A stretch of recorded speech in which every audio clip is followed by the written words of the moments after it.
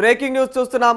Pastor Abhinay Darshan పై జరిగినటువంటి దాడి ఏపీలో కలకలం రేపుతోంది. అల్లూరి సీతారామరాజు జిల్లా చింతపల్లి మండలం నీరుతోటపాలెం సమీపంలో పాస్టర్ అభినయ్ దర్శన్ పైన అయితే దాడి జరిగింది.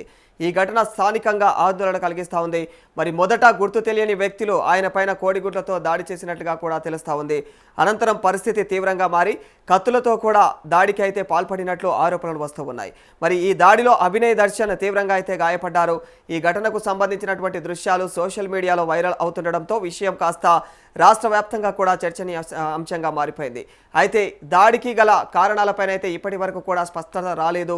భరోసా పేరుతో రాజకీయ పార్టీని ఏర్పాటు చేసినటువంటి అభినయ్ దర్శన్ ప్రస్తుతం ఏజెన్సీ ప్రాంతాల్లో పాదయాత్ర నిర్వహిస్తున్నటువంటి సమయంలో ఈ ఘటన చోటు చేసుకుంది. మరి పోలీసులు ఈ ఘటనపైన అయితే ప్రస్తుతం దర్యాప్తు కొనసాగిస్తూ ఉన్నారు.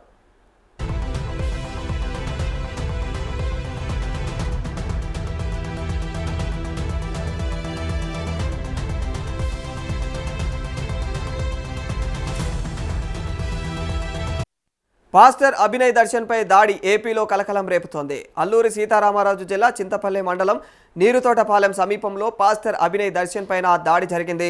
ఈ ఘటన స్థానికంగా ఆందోళన కలిగిస్తా ఉంది. మొదట గుర్తు తెలియని వ్యక్తులు ఆయన పైన కోడిగుడ్లతో దాడి చేసినట్లు తెలుస్తా ఉంది.